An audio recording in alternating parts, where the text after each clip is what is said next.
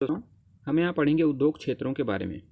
भारतीय अर्थव्यवस्था में काफ़ी महत्वपूर्ण योगदान देने वाले उद्योग क्षेत्र, इन्हें द्वितीयक क्षेत्र भी कहा जाता है। ठीक है, प्राथमिक क्षेत्र जो कृषि संबंधी होता है और द्वितीयक क्षेत्र के अंतर्गत उद्योग आते हैं।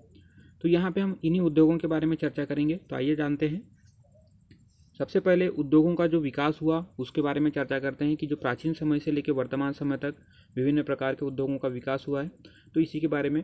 तो जो भारत है, ठीक है, हमारे भारत में प्राचीन समय से ही लघु और कुटीर उद्योग थे, जिसमें से वस्त्र तो काफ़ी प्रसिद्ध थे।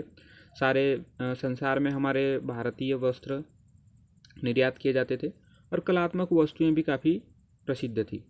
लेकिन औपनिवेशिक समय में जब ब्रिटेन का भारत पर अधिकार हो गया, तो ब्रिटेन ने, ठीक है, पूरे भारत पर अधिकार करके ब्रिटेन को भारत को अपने निर्मित माल का आयातक बना दिया और अपने जो माल थे उनका निर्यातक बन गया। ठीक है, तो ब्रिटेन से यहाँ पे जो निर्मित वस्तुएं हैं भारत में आने लगी। भारत इतने बड़े बाजार में यहाँ पे लोगों के द्वारा खरीदा गया और धीरे धीरे इस प्रकार से भारत में आर्थिक रूप से इनका शोषण किया जाने लगा।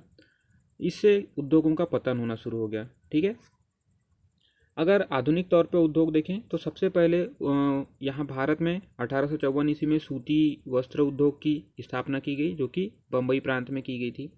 उसके बाद 1855 में जूट उद्योग की स्थापना पश्चिम बंगाल वाले क्षेत्र में, ठीक है, जो कि पहले बंगाल प्रेसिडेंसी थी, तो उसमें रिसरा में की गई थी।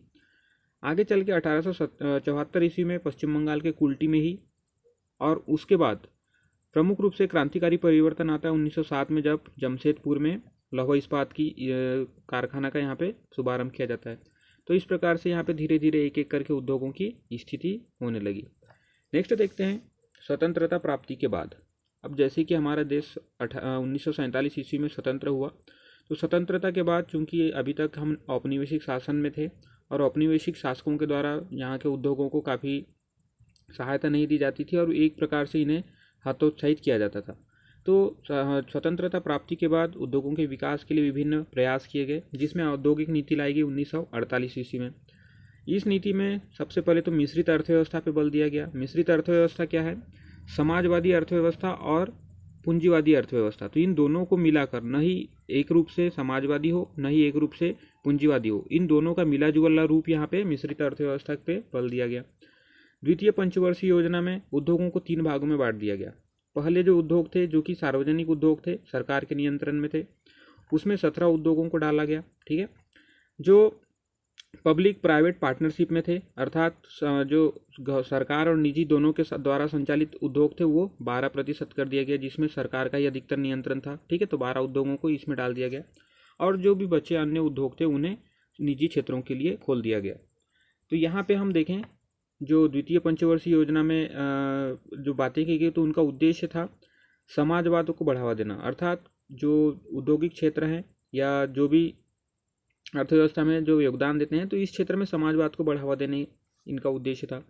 उद्योगों के जो तीव्र वृद्धि करने के लिए भी यह सब नियम कानून बनाए गए थे और भारी उद्योगों को प्राथमिकता दी गई। ठीक है, भारी उद्योग जो कि लौह इस्पात उद्योग हो गया, तो इसी जो उद्योगों पे सारे अन्य उद्योग इन पे निर्भर रहते हैं, इसलिए भारी उद्योगों को यहाँ पे ज़्यादा महत्व दिया गया।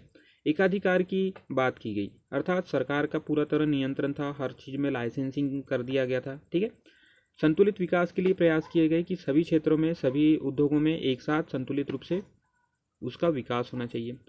लघु और कुटीर उद्योगों के विकास की भी चर्चा की गई, क्योंकि जैसे भारी उद्योग, जैसे अगर बृहद उद्योग पे ही एक तरफ ध्यान दिया जाए, तो इसके साथ साथ लघु और कुटीर उद्योगों से ज़्यादा मात्रा में रोजगार की भी प्राप्ति होती है, जिससे देश आगे बढ़ता है। तो इन सभी चीज़ों पे यहाँ पे ध्यान दिया गया।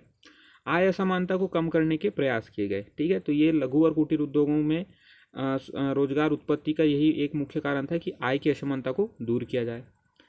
नेक्स्ट देखते हैं, अब हम देखेंगे पंचवर्षीय योजनाओं में क्या क्या प्रयास किए गए। जितने भी पंचवर्षीय योजनाएं हुए, तो उद्योग क्षेत्र में उसके उद्योग क्षेत्रों के लिए उन पंचवर्षीय योजना में क्या क्या प्रयास किए गए। ठीक है, किन उद्योगों की स्थापना हुई। तो प्रथम पंचवर्षीय जो योजना थी, उसमें चितरंजन लोकोमोटिव की स्थापना की गई।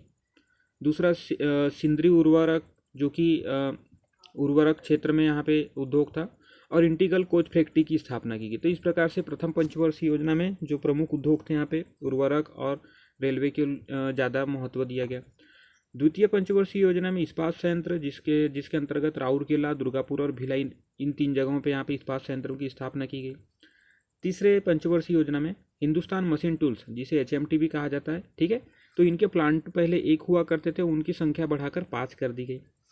चतुर्थ पंचवर्षीय योजना में मोटर वाहन है, इलेक्ट्रॉनिक्स है और तेल शोधन, तो इन सारे क्षेत्रों पे ज़्यादा बल दिया गया।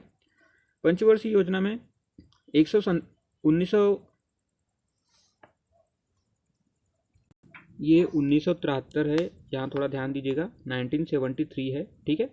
1973 में यहाँ पे SAIL Steel Authority of India Limited, तो यह जो लौह इस्पात उद्योग थे उनके नियंत्रण के लिए इसकी स्थापना की गई। और सेलम, विजयनगर, पारादीप, विशाखापट्टनम, इन जगहों पे भी इस्पात संयंत्र की स्थापना की गई।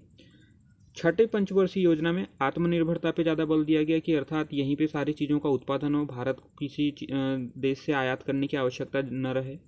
और आधुनिकीकरण पे, अर्थात जो पुराने जो मशीनरियाँ थी उनके स्थान पे आधुनिक मशीनों के यहाँ पे प्रयोग को बल दिया गया। सातवीं पंचवर्षीय योजना, इस समय 1991 में आर्थिक औद्योगिक नीति आई, ठीक है, जिसमें वैश्वीकरण पे बल दिया गया। और वैश्वीकरण के अंतर्गत जो सार्वजनिक क्षेत्र के उद्योग थे उन्हें निजी क्षेत्रों के लिए भी खोल दिया गया। आठवीं पंचवर्षीय योजना में वैश्वीकरण से उद्योगों को संरक्षण की बात की गई, क्योंकि वैश्वीकरण के फलस्वरूप सारे विश्व के लिए भारत के दरवाजे खुल गए थे, या भारत का पूरा जो बाजार था सारे देशों के लिए खुल गए थे। और हमारे भारतीय उद्योग इस लायक नहीं थे उस समय भी कि यहाँ पे उनसे प्रतिस्पर्धा कर सके, उनके जो माल आते थे यहाँ पे उनकी प्रतिस्पर्धा में आ सकें। क्योंकि जो वैश्विक बाजार था, वैश्विक बाजार में जो चीज़ें हैं औद्योगिकरण के फलस्वरूप काफ़ी सस्ती हो गई थी, ठीक है। और भारत में जो निर्मित वस्तुएं होती थी यहाँ पे उनकी महंगाई, मतलब उनकी जो कीमत या लागत कहना चाहिए ज़्यादा आती थी, इस वजह से यहाँ पे थोड़े कीमत ज़्यादा होती थी। तो उनके प्रतिस्पर्धा से बचने के लिए यहाँ पे उद्योगों का संरक्षण करने की बात की गई। नवीं पंचवर्षीय योजना जो हुई उसमें जो उद्योग थे उन्हें नवरत्न, मिनी रत्न इत्यादि प्रकार की संज्ञा देना प्रारंभ कर दिया गया। 10वीं पंचवर्षीय योजना में सूचना प्रसारण तकनीक और संतुलित विकास को बढ़ावा दिया गया। सूचना प्रसारण तकनीक, यहाँ पे हम देख सकते हैं कि एक नई तकनीक निकल के आई।